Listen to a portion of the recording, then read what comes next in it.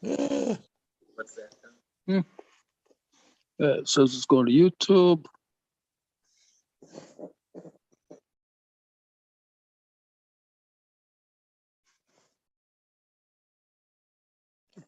All right.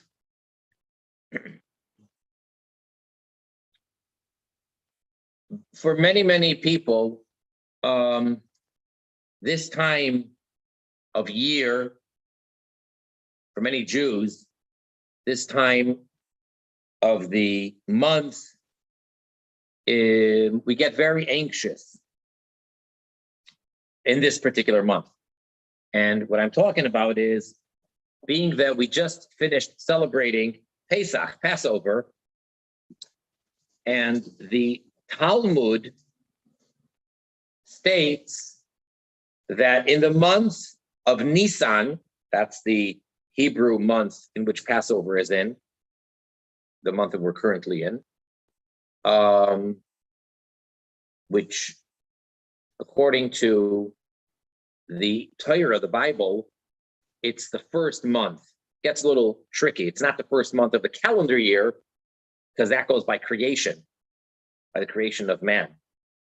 But it's the first month of the biblical year, meaning when God liberated the Jewish people from the exile in Egypt. So the Exodus from Egypt is what marks our birth as a nation. Hence, in the Torah, the Bible, the first month is this month, and the Torah was given at Mount Sinai in the third month, and Rosh Hashanah, New Year's, is in the seventh month, etc. So when we're talking about this month, the month of Nisan, it's what it's called traditionally, and I'll soon discuss the names of the months in a moment or so. But when it gets to the month of Nisan, so our anticipation and excitement and hope for the coming of the final redemption through Mashiach really intensifies, because, as I started saying, the Talmud, the oral Torah, makes the statement, one of the rabbis there says that it was in the month of Nisan that we were redeemed, referring to the first redemption nearly 3,500 years ago from Egypt. And in Nisan, they will be redeemed in the future. So just like the first redemption was in this month, so too the final Messianic redemption will be in this month. So we get all excited, and we have lots of expectations, especially when it comes to Passover, and we're celebrating freedom and liberation and redemption. We have a whole Seder, and then, as you may know, traditionally, at a certain point in the Seder, it's actually very dramatic. We open the door for the prophet Elijah. And that's like really cool, if I may say so, using modern slang, because it makes it so tangible and so real. And we say special verses over there, and it's a really special time where you can ask for what you want, because like the doors to heaven are wide open, and Elijah the prophet is right there. And then come the intermediate days of Passover, and then the final days, and especially the 8th day, the final day of Passover, is a very, very intense Moshiach day. It's a very, if I may say, Messianic day. The prophet that we read that day, the Haftarah, is from Yeshaya, Isaiah 11, describing Moshiach and the Messianic era. And then we have tradition that we have a Mashiach festive meal at the end of the day with 4 cups of wine, similar to the 4 cups at the Seder. So it gets very, very exciting. But then Passover comes and goes, and it's over. And then what? Well, then we still have a full week of this month in after Passover, the last week of the month. So those days we're still really, really hoping and really holding on and really excited, because it's not too late, and the fulfillment of that Talmudic statement that in Nisan they were redeemed and in Nisan they will be redeemed can still materialize this year, and it can happen in this month of Nisan. So that's always the case. And it's like, as it's winding down the last couple days, and especially the last day, it's like, oh, come on. Let's make it happen. Let's make it happen. Let's do one more good deed. Let's make some effort. That's the way it is for many people every year. 31 years ago, it was Thursday night, as it is now. It was the night in between the 27th of Nisan, which was today, and Friday, which is the 28th of Nisan. And we know that in the Jewish calendar, by Jewish law, the day and the date actually changes at nightfall. So right now is already the 28th of Nisan. So on that evening, in Brooklyn, New York, in Crown Heights, 770 Eastern Parkway, the Rebbe, Melech HaMashiach, delivered a surprise, an unscheduled sermon, if you will, and it was unprecedented. And it's very famous. You may have actually heard about it, just not realizing necessarily that tonight is the, so to say, anniversary of it, in which he spoke in an unprecedented way, as I said. It's a very short talk, and the first 8.5 minutes are, if we can say, typical,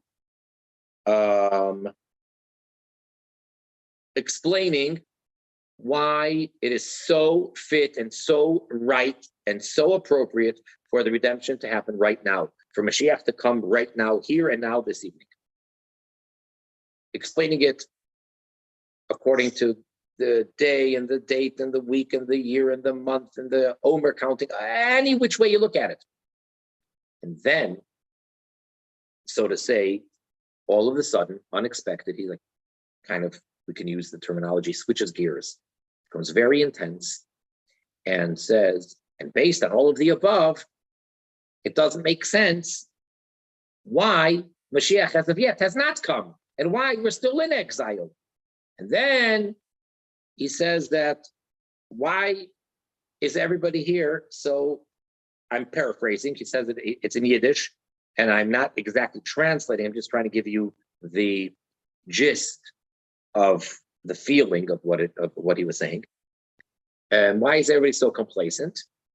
And why are people able to even entertain the thought that there is a possibility that Mashiach won't come tonight, nor tomorrow, nor the day after? He says that should be totally out of the question. We are supposed to be living a life expecting, absolutely, certainly, that Mashiach is going to come right away. Anyway, then he charged us with the duty of bringing Mashiach. He actually said, I've done all that I can, and now it's up to you. And every individual has the responsibility, and you have to take ownership and take responsibility, and don't just do it because you're told to do it, but you got to do it for real. And that, was really, really shocking. So many Lubavitchers, at least, plus, tonight are very focused. And now that we've entered a new era, the Zoom era, so now people are having all these gatherings besides doing it in person, but now they're Zooming, and you're able to have hundreds of people from all over the world simultaneously interacting, and seeing and hearing each other. So a lot of that is going on tonight. There's lots of intense study going on, and a lot of brainstorming, like what are we supposed to do and how do we do it and all that. Now, getting back for a moment to the months, just wanted to, because I said I'll get back to it. In the Torah, in the Bible, in the 5 books of Moses, the months have no names. They're all numbered. Nisan is not written anywhere in the text in the Bible. I mean, in the 5 books later on, yes, but in the Chumash. The first month, the second month, etc., all the way through the 12th month. And this is how it was for the Jewish people for many years, many generations, similar to, till this very day, the names of the days of the week.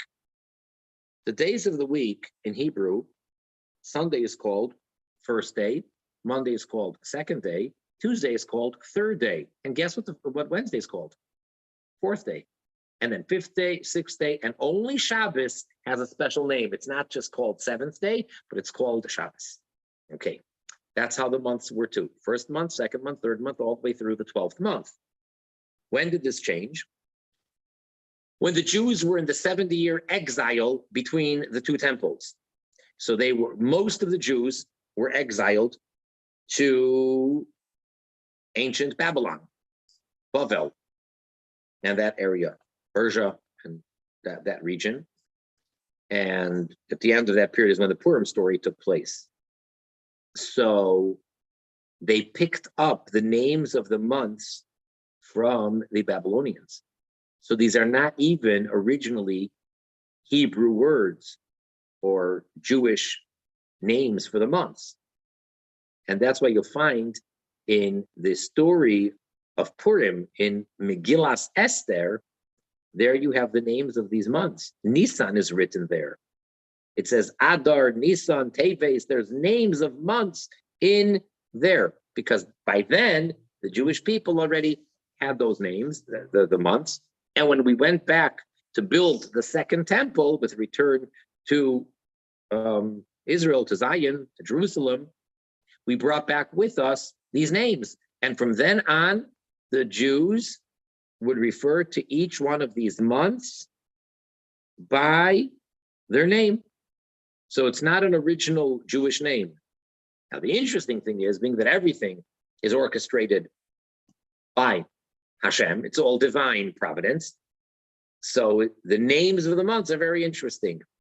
Nisan means miracles, comes from the root of the word is miracle, and so on a lot of the months. Because, well, don't forget, it's a Semitic language, so it is closer related to Hebrew than other languages.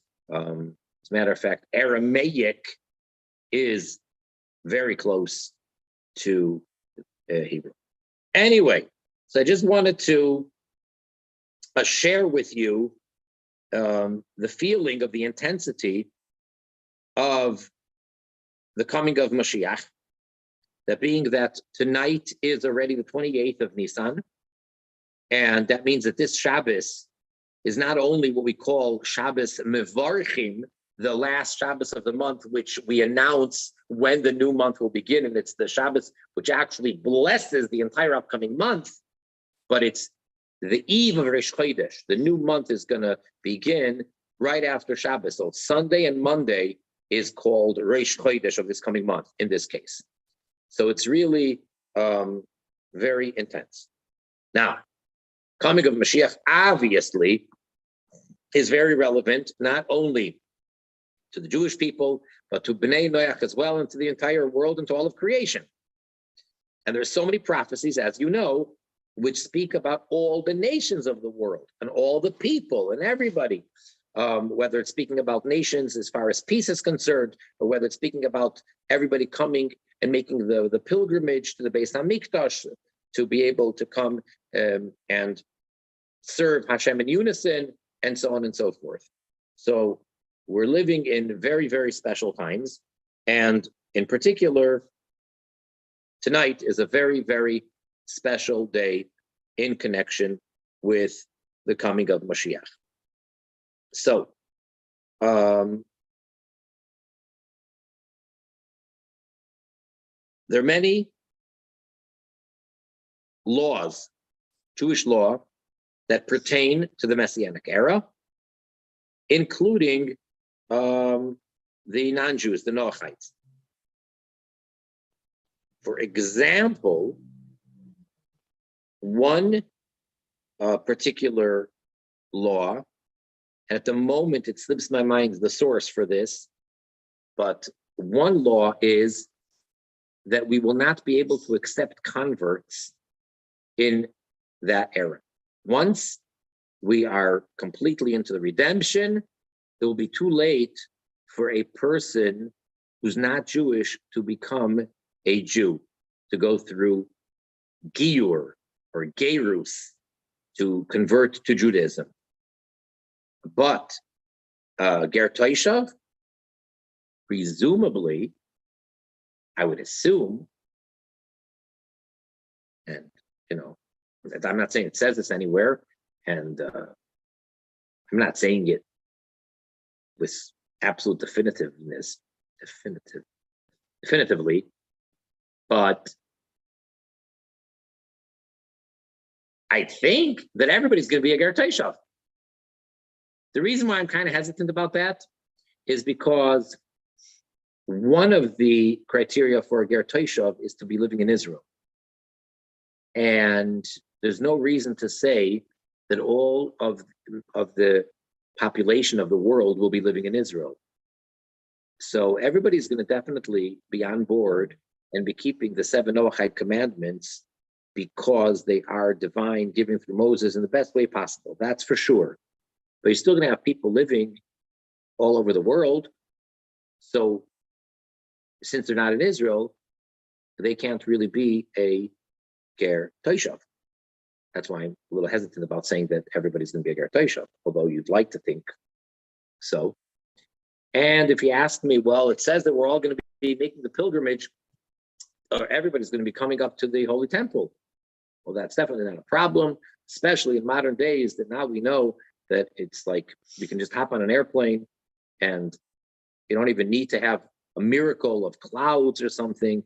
So yes, nations of the world will be able to come to the Holy Temple in Jerusalem very often for the, whenever. But whether or not everybody is going to be able to be or actually be a Ger Toshav or not, but definitely everybody's going to keeping the Noachide, the 7 Noachide commandments. Any comments about this idea that we're in now, the end of Nisan, Mashiach, and the role of the Noachites or the Jews and the Noachites in the era of Mashiach? Questions, comments? Yeah, I'm just curious. I'm a little fuzzy about what exactly it means, the era of Mashiach. Are we saying that when Mashiach comes, the temple is going to be reestablished? There's going to be sacrifices going on in Israel. And the rest of the world is supposed to change, but I'm not sure if we're still talking about a world that's like to the world we live in. I mean, what's the big difference that's going to be when I'm talking about difference? I mean, we talk about the idea that there'll be no violence, there'll be no hunger and all the rest of that kind of stuff. But I'm getting that people are going to be living normal lives too. So I'm trying to understand what this is supposed to look like. And it's not really clear to me. Okay, it's a good point. And the truth is, it is somewhat unclear. Many different opinions within the Jewish tradition. So let me try to somewhat clarify and simplify. You actually put it kind of well, in a good way. On the one hand, it's going to be, according to Maimonides, at least according to the Rambam, same world, laws of nature, and nothing's going to really change. On the other hand, at the same time, like you touched upon, no violence, no crime on a national level, international level, and on a personal level. So all of these domestic, all of that will be good. So imagine the same natural world that we live in, not just a bunch of spiritual souls floating around or whatever, but still very physical with laws of physics, and yet no evil, no war, no strife, no hunger, no jealousy. So yeah, so on the one hand, human beings will be human beings. The problem is we're conditioned because the world that we know for the past nearly 6,000 years, according to the tradition that the world was created 57, 82 years ago, that Jews believe. Well, not just Jews believe, according to the Bible. So the world that we know almost from day one, well, it is from day one if you count day one as the creation of man, has become corrupt. And death was introduced. Originally, when the world was created, people were not supposed to die. So death was introduced. So we are conditioned, and it's not really our fault, that there's the concept of illness and death and evil, and everybody has their evil inclination inside of them. And there's lots of challenges, et cetera, et cetera, et cetera. So to come along and say, there won't be any negativity. Well, that sounds like it's a big change. So the truth is no. It's a change from what we're accustomed to. But that's not the way it was supposed to be. And that's not really the norm. It's only the norm because that's the way it's been since the beginning, or since a couple hours after the beginning. So everything that we have now as laws of nature will continue to exist. The sun will rise and set, and we'll have different seasons, and all of these laws of nature, time and space, all of that continues, except for there's no negativity, and people will pursue the right things, spirituality, knowledge, especially knowledge of Hashem, God, and godliness will fill the entire world, as Maimonides concludes, quoting the verse from Isaiah. Now, put that on hold for a moment. Another important point is there are different stages in the Messianic era. You mentioned some of the correct things that are going to happen, such as the rebuilding of the temple. So there are different stages in the era. Right now, we're in the year 5782. So when we get to the year 6000, that's a completely different story. What's going to go on then for the next 1,000 years, and then what? But let's just suffice about talking about for the next couple hundred years, from now till the year 6000. So there could be several stages in time, and therefore in the godly revelation. So at first, Mashiach is going to build the third and final eternal temple. And again, there's two possible ways. Either it'll be like the first and second, man-made, built project, and he'll oversee it. And with today's technology, you could put up a building like that in no time. It's not a miracle. And the other way is it'll be totally miraculous, and it will descend from heaven. A physical building will come right down onto the Temple Mount. But be that as it may, whichever way it's going to happen, that's one thing that happens right at the beginning of the Messianic era. And the second thing that needs to happen is that the ingathering of all the Jews that are in the diaspora, any Jewish community and individual, every Jew on the globe, wherever they may be, for whatever reason they ended up there, is going to be brought back to Israel, to the Holy Land of Israel. Those are the two main things that need to happen right at the beginning of the Messianic era. Then it just gets better and better. And then at some point, there's the resurrection of the dead. And the awareness of the presence of God just becomes better and better and more intensified. And since God is, at the very least, infinite, he's really beyond that as well, but God is truly boundless. So therefore, as good as it is, it could always get, so to say, better and better, more intense. It's not like, oh, we reached the finish line, or now we came to know God. There's always deeper and deeper. So that's really what we're looking at. And as far as the nations of the world, so again, there's going to be world peace, and there won't be any jealousy, and everybody is going to then realize their purpose. Now, when you get into the details of it, you start wondering, okay, well, then we don't have any need for this, and this, because a lot of the things that we have today are only, like a lot of occupations that people have, are a result of negativity. And if there won't be any negativity, then it sounds like there'll be a lot of people that are unemployed. Well, that's not good. So then that can't be. So there won't be negativity, and yet they won't be unemployed.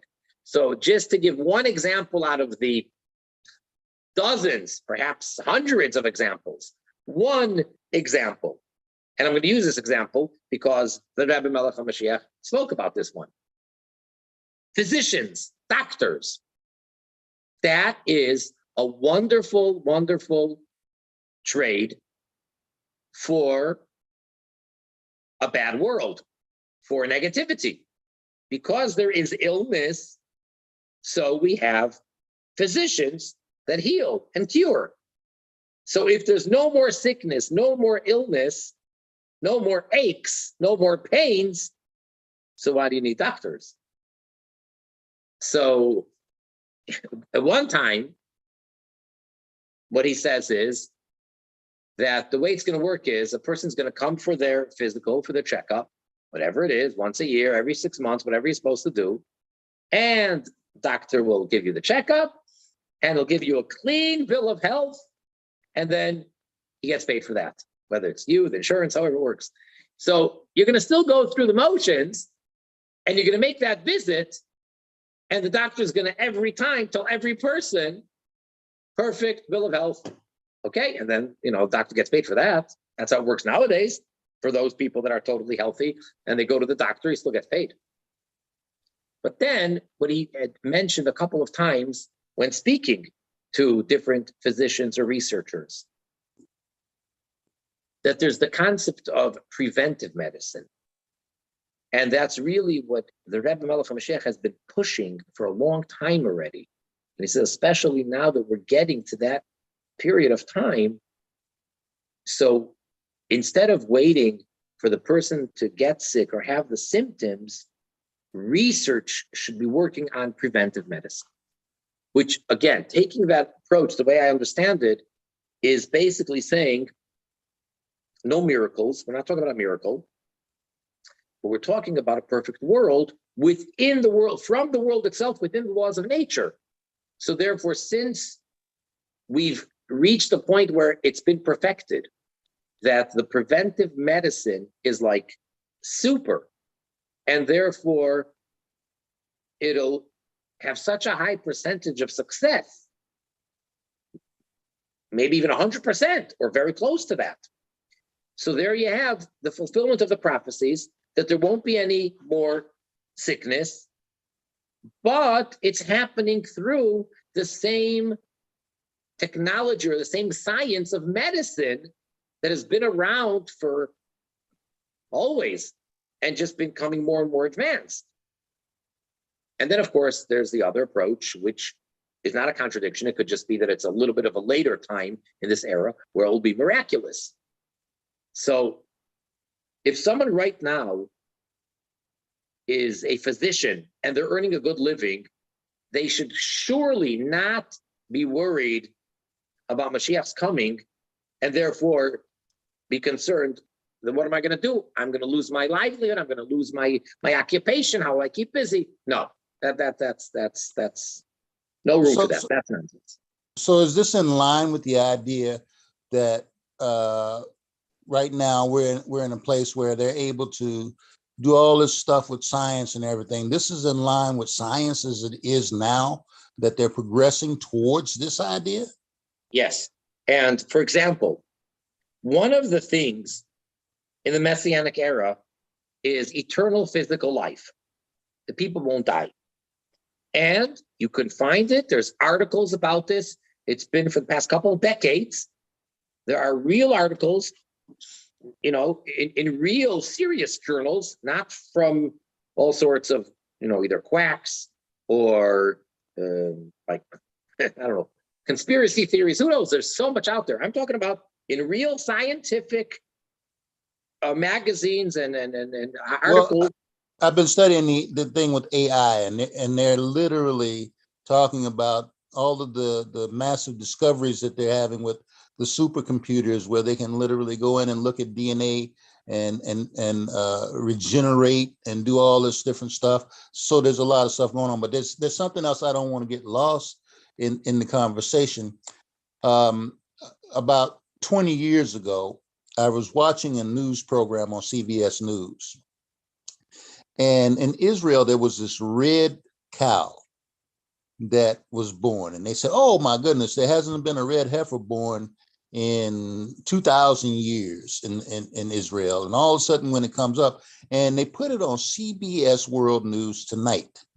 And the Arabs were saying, kill it, get rid of it, because this means something's going on and blah, blah, blah.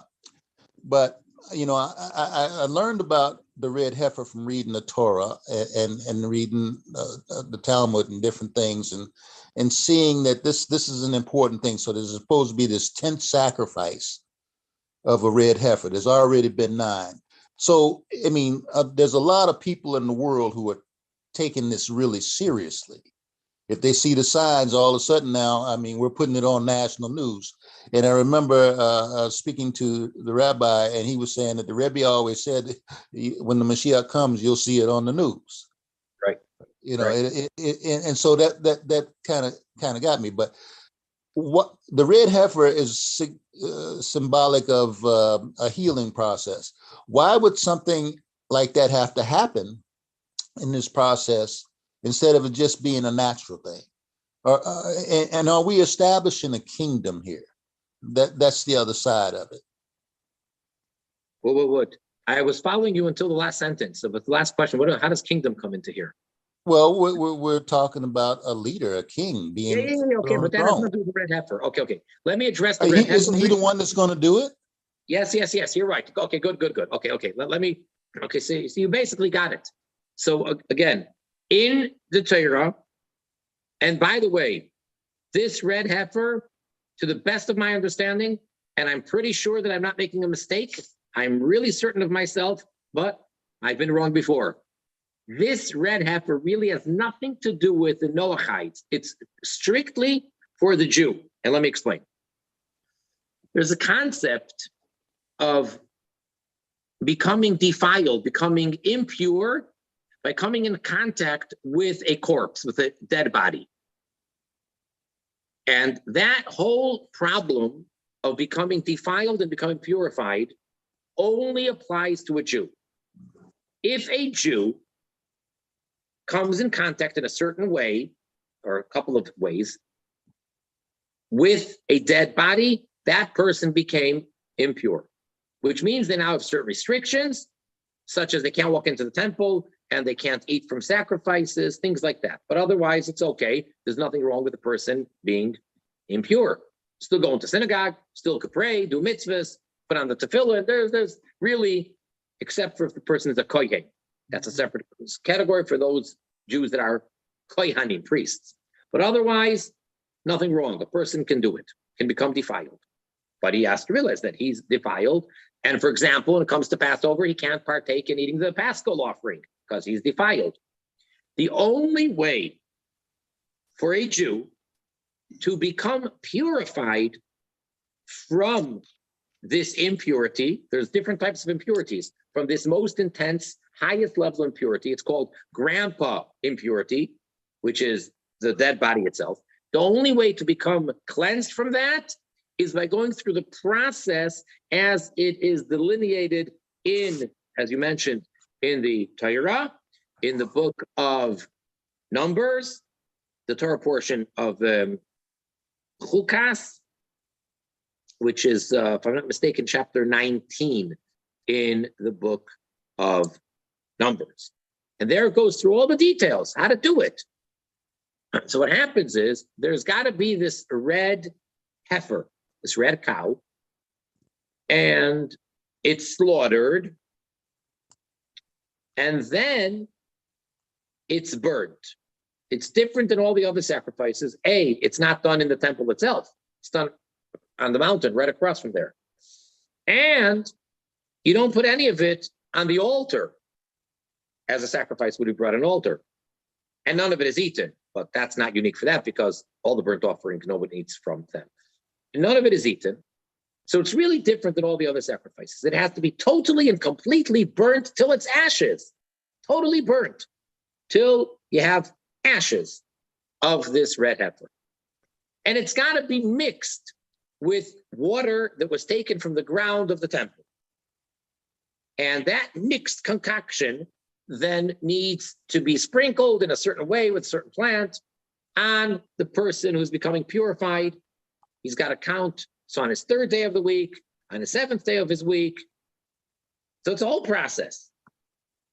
After the person went through that process, they're good to go, and now they are pure. Now, the ashes of the red heifer are divided up into three groups. One of those things is that it has to be mixed with all the previous ones. Like number 3 have to be mixed with 2 and 1. And each time you have another one, it gets mixed into the other ones. Okay. And you take a little pinch of those ashes. That's why the ashes can last for 100 years. And you can purify hundreds of thousands of people because all you take is a little tiny pinch of the ashes and mix it into the water.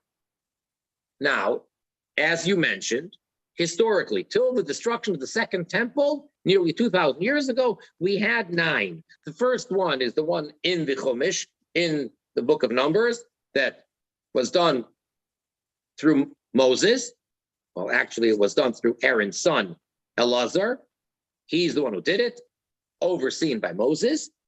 And then you had more, and that lasted for a long time. Then you have the second one, the third, and the Mishnah lists all 9 of them, who the high priest was for each one of them, which was in the first temple, which were in the second temple. Now we have a tradition that there's going to be a total of 10. And the 10th one, the Messianic king, Melech HaMashiach, he'll do that one. Again, he's not a Kohen, but just like Moshe did the first, meaning he'll oversee it. It'll be done under his auspices. So that'll be the 10th and final one. And that will purify all the Jews, because right now, the assumption is that every Jew is defiled. In one way or another, came in contact with the dead. Directly, indirectly, but enough to make them defiled. So we all need to become purified. Every Jew has to become purified. So that's not a miracle. And what happens is, it's interesting because it's only been the past couple decades, like you mentioned, 20 years ago, where every couple of years it makes the news, they found a red heifer, and everyone gets really excited, which is good. It's understandable because it's like we're so anxious, like I'm speaking about the end of the month of Nisan. So a red heifer is unusual. And rabbis really went to check it out, experts, because we haven't had one or at least we haven't practically needed to use one in almost 2,000 years. So they went back to the sources to study exactly, can it have any other red hair? If it has one black hair, does that disqualify it? No. How about two? And what exactly is the shade of red? If you've seen a lot of cows or whatever, some are brownish, reddish, light red, dark red, like what's red? So they went and they examined it from head to toe, and they determined, in some cases, that this is a red heifer. But there are a lot of restrictions because the red heifer is not allowed to have done any work. Can't plow, you can't even put a package, a load, anything, even very light on it, so it carries it. So you have to be very, very careful. And likewise, it can't have had any children yet. A lot of restrictions. So I remember a couple of years ago when they found one, I don't recall where it was, and everybody was really excited and said, wow, look at this, a red heifer. It's already, we don't even need a miracle now. Now Mashiach comes and we already have this red heifer. And there was lots of excitement and lots of talk about it. And and I think they wanted to buy it from the owner. They're ready to pay millions of dollars, and they wanted to buy it. And he guaranteed that, yes, nothing was transgressed, that the animal never worked in its life, and it didn't carry anything. And of course, it never had any children. But if I remember correctly, after all this excitement and everything, they found out that it was pregnant. So that disqualified it. Something like that. Okay. Something like that. So there is a lot of excitement every time one of those show up. It doesn't mean that if we don't know of any red heifer, oh, how can Mashiach come today? We don't have the red heifer. No, it's the opposite. When there's a red heifer, it doesn't really mean anything, but it is very exciting because if Mashiach comes now, this could be the red heifer, like it's ready. So it just shows how we're so ready, and it's like a sign from Hashem that the world is ready and that Hashem, so to say, is ready. Then there's a verse that says, and I will throw water upon you from heaven to purify you. So that's already a spiritual thing, and that's miraculous. So again, we have a lot of these prophecies that goes back and forth. There's like two sides to the coin. One is natural, and the other side is miraculous.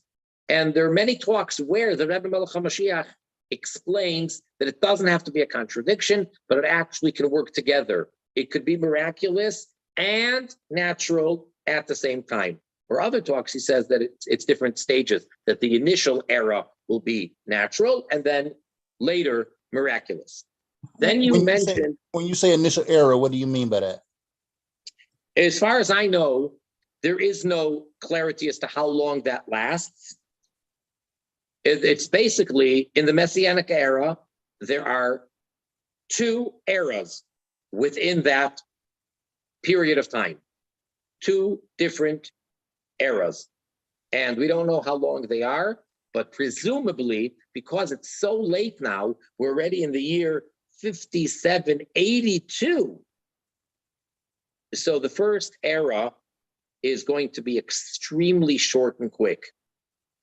Because had Mashiach come 500 years ago, so then you could say the first era would last whatever, 100 years, 200 years, and then you go into the second.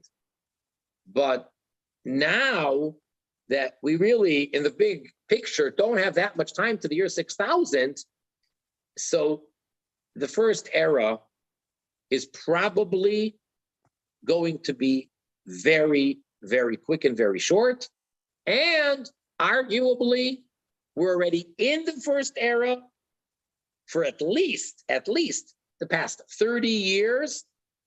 And therefore, we're going to kind of skip the first era because, we'll go straight into the second miraculous era. But again, as I said, it's not clear, as far as I know, that it doesn't say anywhere how long the first era is going to be within the period of the Messianic era.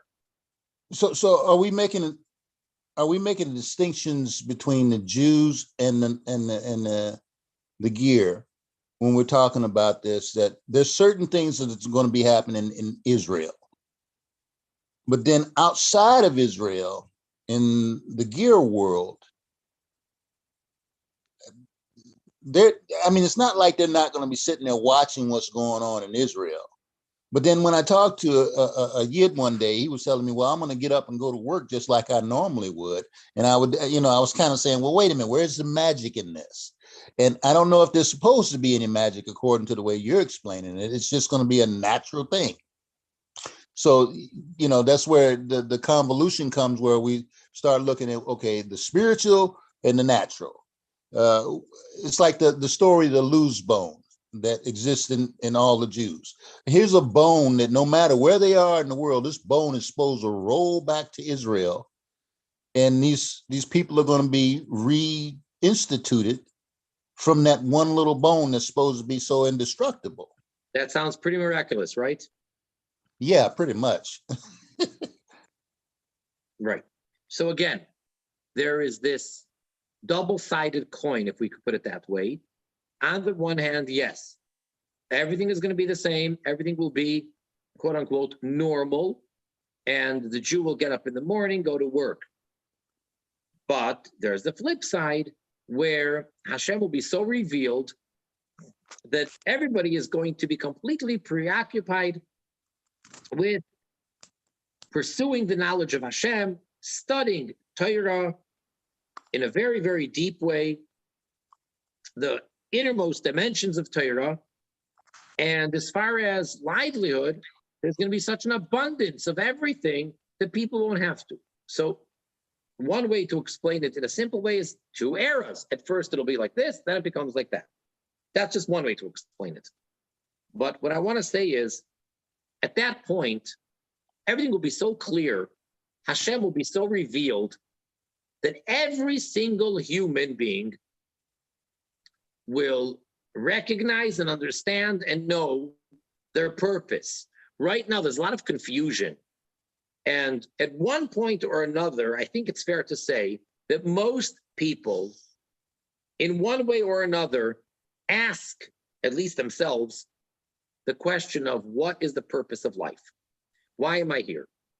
A lot of times different things in life trigger that question, but at some point or another, I think, I would assume, most people ask in one form or another, ask themselves, what's it all about? What's my purpose? Why am I here? And is there life after death? The different related questions to that. So there's confusion, except for a person who has a certain belief system, so then they feel that they know and they're clear about it, fine. But otherwise, there's some confusion. And even without getting into religion, sometimes a person doesn't know what career should they pursue, where should they live, whom should they marry. Those are like things which are not secondary. They like make up your life.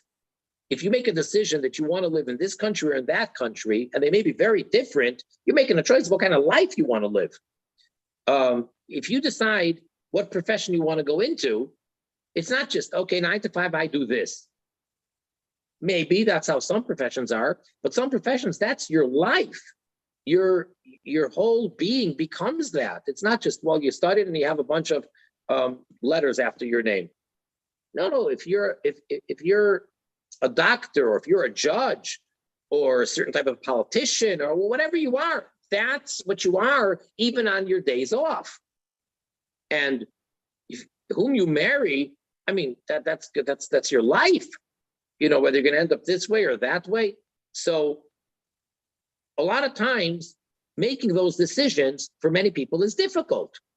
A person's at a crossroads and they don't know what profession to pursue. And as we know, in life, it ain't over till it's over. So people make decisions and then they change their mind sooner or later, sometimes. So a person marries one person and then it happens sometimes that they say, forget it. Either they say it was a mistake or it was good until a certain point, whatever it is, but the marriage is over. So then they part their ways, hopefully in a peaceful way. Same thing when it comes to living in a certain place. A person could have lived many years in a certain place and said, that's it. Again, either I realized retroactively that was a mistake, or it was good to a certain point, and now I want to live in a completely different type of a culture, different type of society, whatever. Same thing with the career. I mean, I know people, you probably do as well. The guy went into a certain career, went to university, did a lot of studying, and then they changed their mind. It's like, what was that all about? It happens, The guy thought that he wanted to be whatever, and then he decided he wants to be a dentist. He just realized that's what he wants. So why didn't you realize that earlier? When the Messiah comes, if he's a soldier, his job is over with. If he's a police officer, his job is over with. I mean, these are people that deal with issues that have to do with, the moral issues in society or the moral issues in the world. I mean, soldiers fight wars, police officers fight crime. Those things wouldn't exist anymore, would they? Okay, so that's what I said earlier, that there are dozens and perhaps hundreds of examples of jobs, occupations where they're based on negativity and on problems. So if it's going to be a perfect world, so I said I'm going to give one example. That was the example of a doctor, right? Right. So same thing. So now you're pushing me to give another example, which I can give. This one I can do because again, the Rebbe Melech HaMashiach speaks about it, and that is police officers. So he has a whole talk in the summer of 1991, where it's based on the verse, on the commandment that it says you are to appoint judges and police. And then in the prophecy in Isaiah, where it speaks of what are we going to have in the future, so it says, I will restore your judges and your advisors. Instead of saying police, like it says in the Torah, it says advisors or counselors.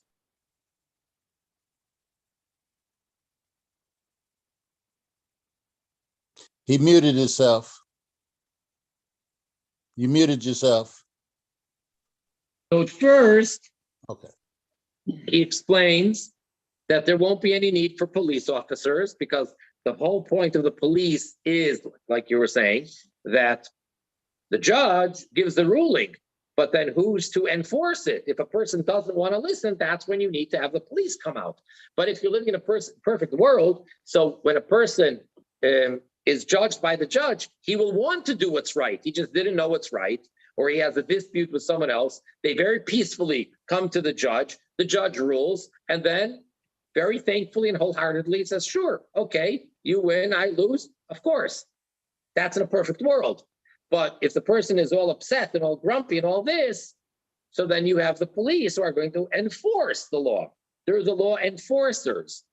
So in a perfect world, what's the point of a police? So then we won't need police. But then the Rebbe Melech HaMashiach says, but after all, the Torah is eternal. So if the mitzvah is to appoint judges and police officers, so he says they can still have a function, and he gives an example. To get to a city of refuge, so they can be the ones to direct, so to say, the traffic. So just like today, police officers, and you speak to a cop, I would hope that most of them, if not all of them, prefer like firefighters. They're preventive. They're there, and we don't want them to ever be needed. Paramedics, they want to be bored. They keep on practicing, they have a drill, but firefighters, they don't want to go into the World Trade Center on 9/11 and really risk their lives and all that.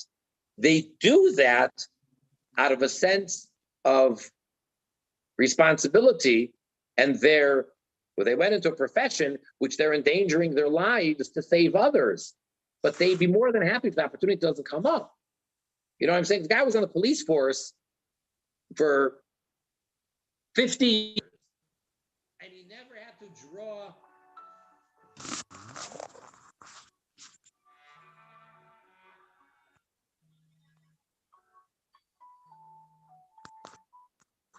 What happened? I'm getting music.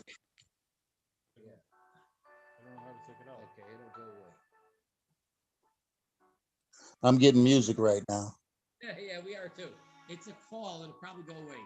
Give it another moment. There you go. So what I'm saying is, it's not like there won't be any soldiers or any police. They won't be, their line of duty won't be the same.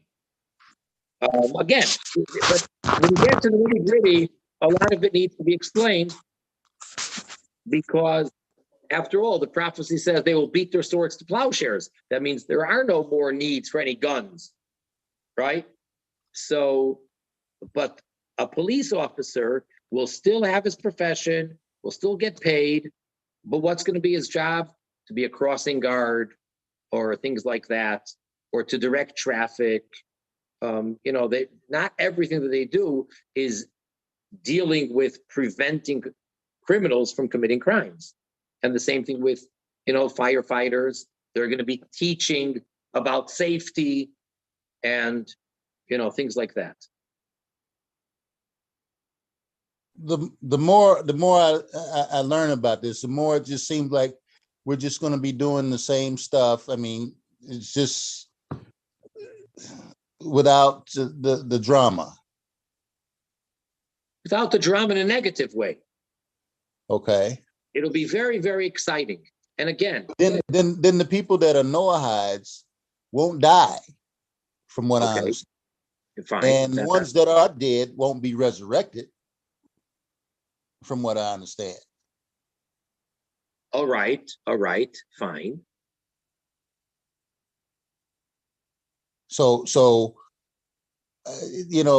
trying to flesh this little world out here, there's all kind of little interesting things that I'm seeing. I mean, I asked a rabbi once, I says, okay, what happens with these Noahides who have already left here and their belief systems and what they believed in? He says, well, they would probably wake up to what they believed in.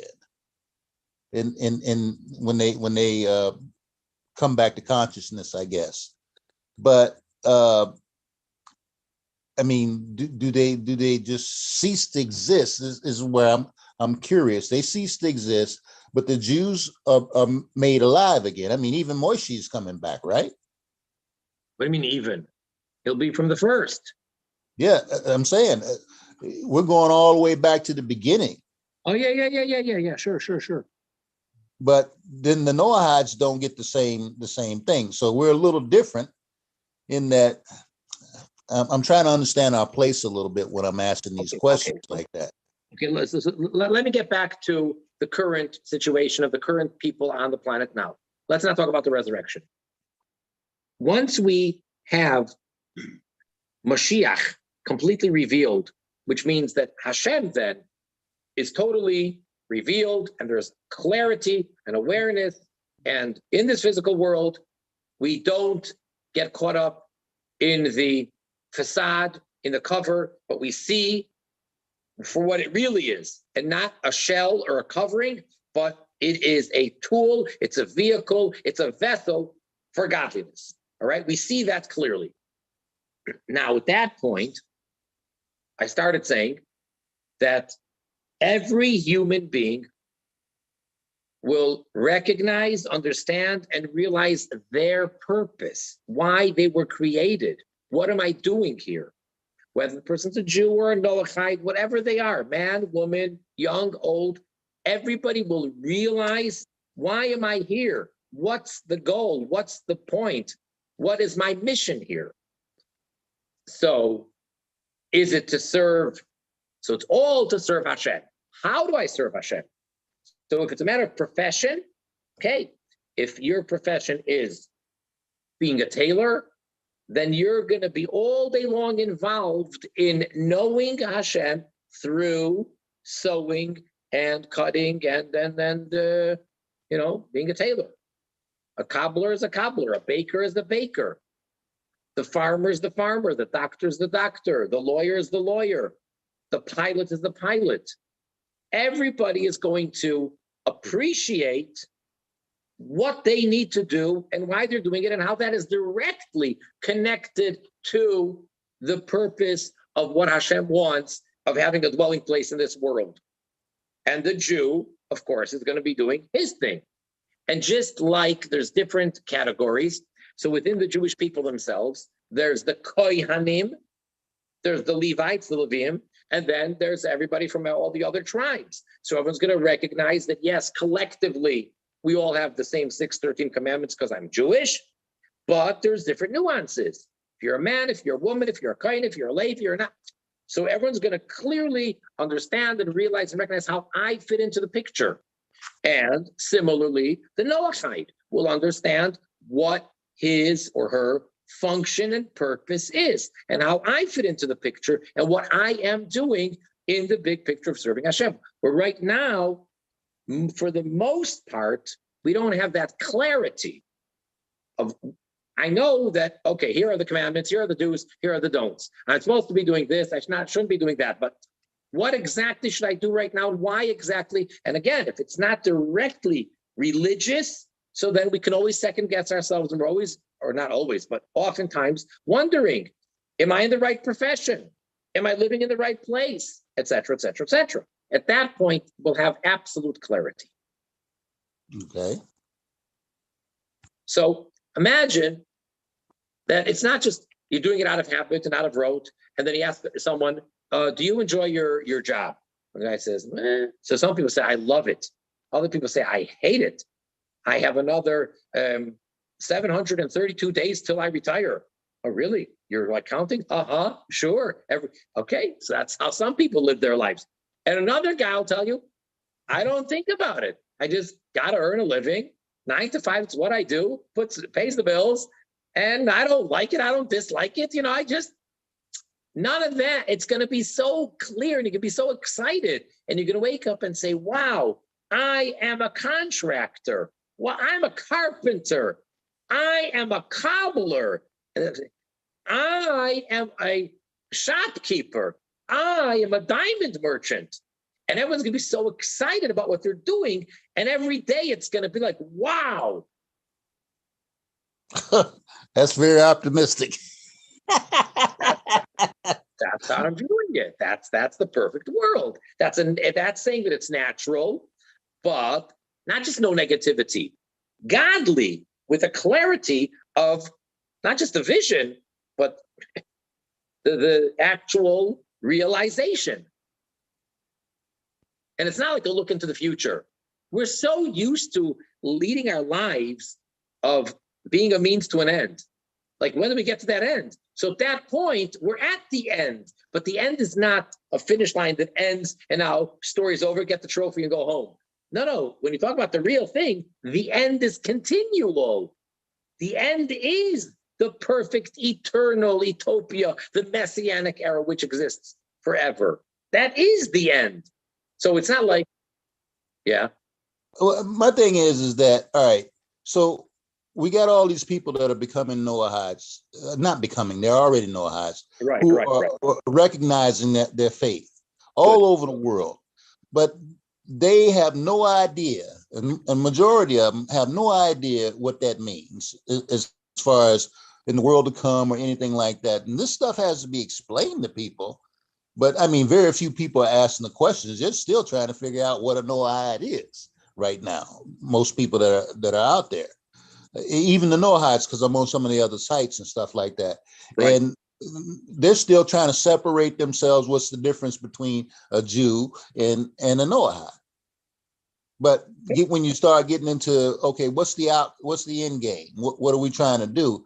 This brings into a whole nother stuff. And I mean, if after you've explained it tonight, right, and somebody asks me, I'm trying to figure out how do I put that into words that makes sense to these people who are never heard anything like that before, without running them off and stuff like that, or sounding like I'm a little kooky or something. Right. Okay. Well, that's what we got to do. Got to figure it out. I mean, look, that's Okay. just another proof that we're so advanced that we're at that point already, because such conversations and such interest wasn't happening 50 years ago. You I can agree with that. maybe Yes. find one or two or three exceptional individuals that were Noachites and on board, and that didn't exist. And now, as you're saying, there's so many that just, have all these questions or don't know necessarily. Yeah. When we speak of the Noahite having a share in the world to come, Yeah. how does that relate to the Messianic era, and how does it relate to the resurrection of the dead? So, did you hear the question? Yeah, that's Okay. pretty much what I've been asking too. And Okay. you've been answering it, and I've been listening. But go ahead. I would like to hear your response to his question.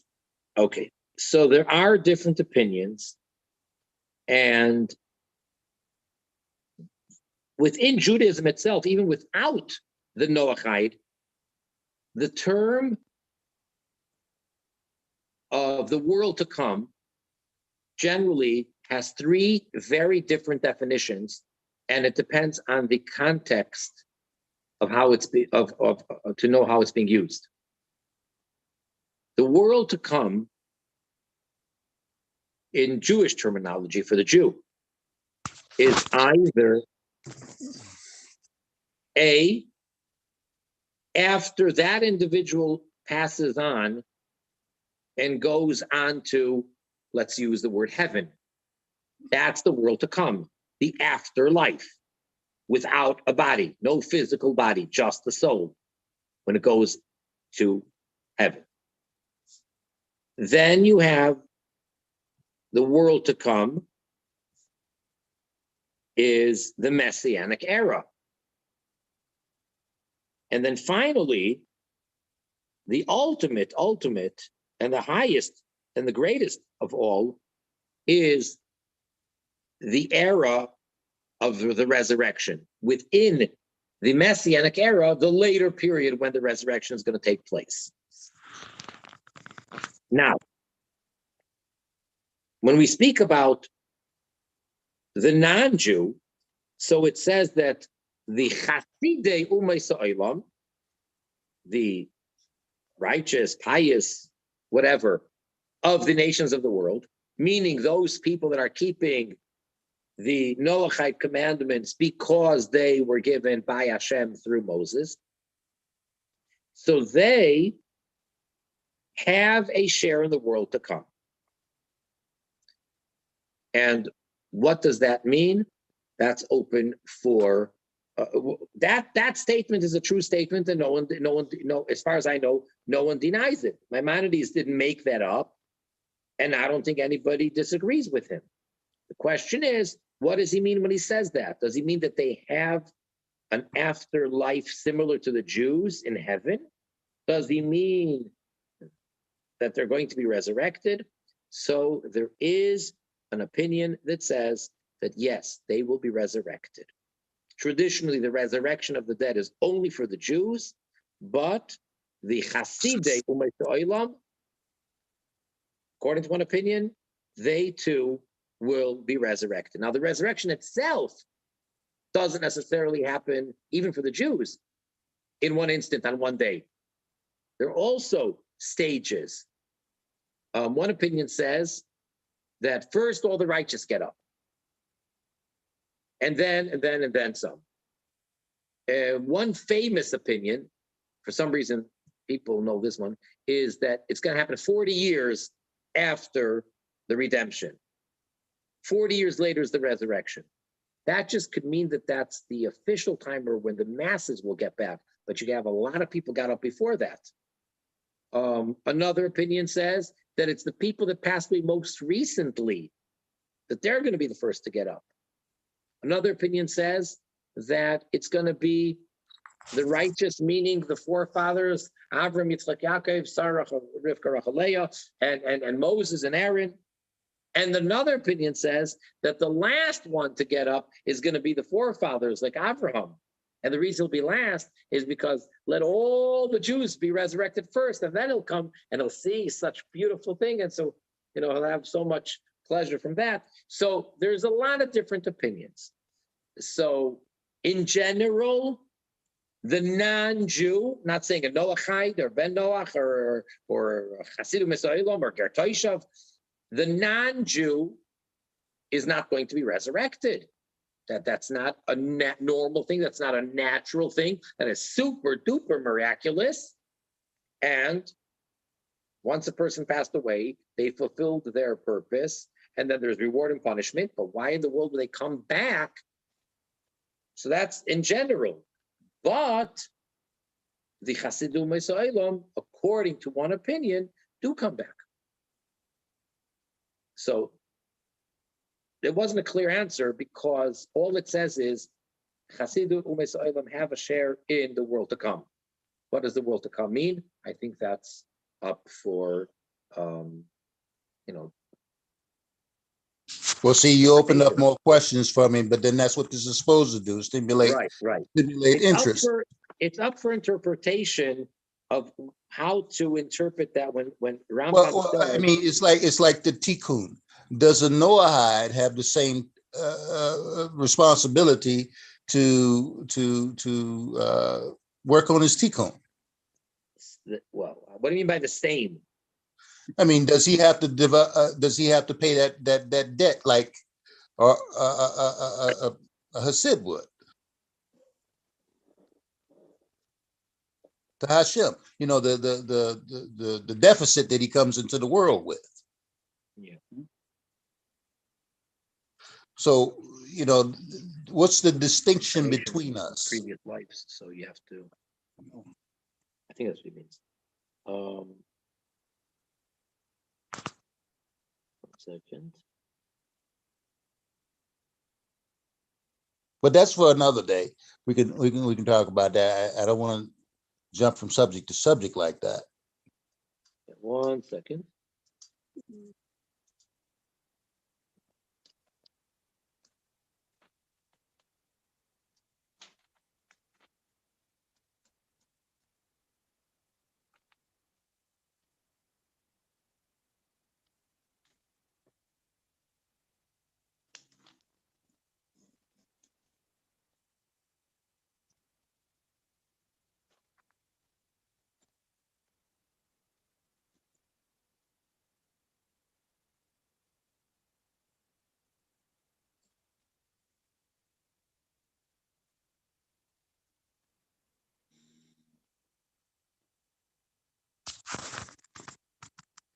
Yeah, so this statement that the righteous of the nations have a share in the world to come, so the sources for that, the early source in the Talmud, it's called a Tosefta on Tractate Sanhedrin.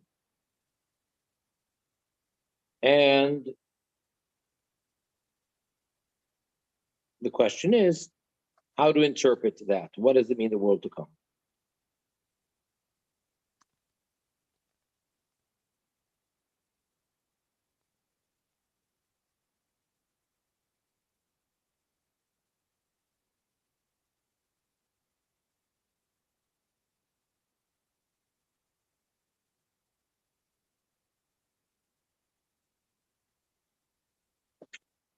All right. We're in for good times, so that's the good news. It'll be good for everybody. The best, not just good, not just good. Perfect. Well, we got closer. We got closer. I said I got closer. I got some more information tonight. Right. And the information is the important part. I mean, there's these little gaps that over the years I've been studying, little questions that have been kind of like hanging chads that I've been waiting for somebody to come along so that I can ask them to, because a lot of folks can't answer them, but at least you're giving it the good run here. Right. I'm giving you Right. an ear and I'm giving a shot. Yeah, well, I appreciate it. Good, good. And A pleasure. so we're gonna keep pushing that notice out there for everybody so that they can show up if they want to. I Right. want to try to. I'm going to set up the Noahide Community of Chicago website again, and I'm going to broadcast our Zoom meeting on that all the time, and then with the Facebook page too. And hopefully we'll get more people coming along so that, you know, those who want to learn can learn stuff. And then I'm meeting more people in different groups out there, and there's some interesting people with some interesting ideas, but, you know, we're going to go with what we're learning from Good. Hasidus. Very That's good. Very good. All right. okay. And I never did get that link so that I can give some tzedakah. Oh. Sorry about that. Hold on. How do I send it to you? You can send it through my email. You can send it through the Noahide Community of Chicago. Spell it. Let's see, THENOAHIDE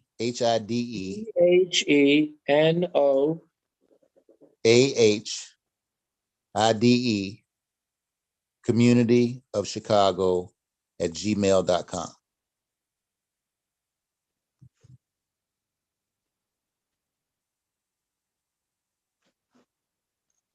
That way we can put that on our site as well.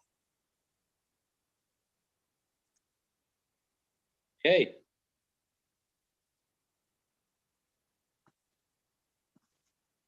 Very good. All right, so we're ready.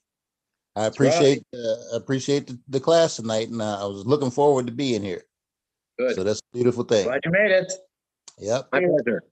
Okay, Aaron, you have a good evening. All right, you guys too. Bye-bye. Bye.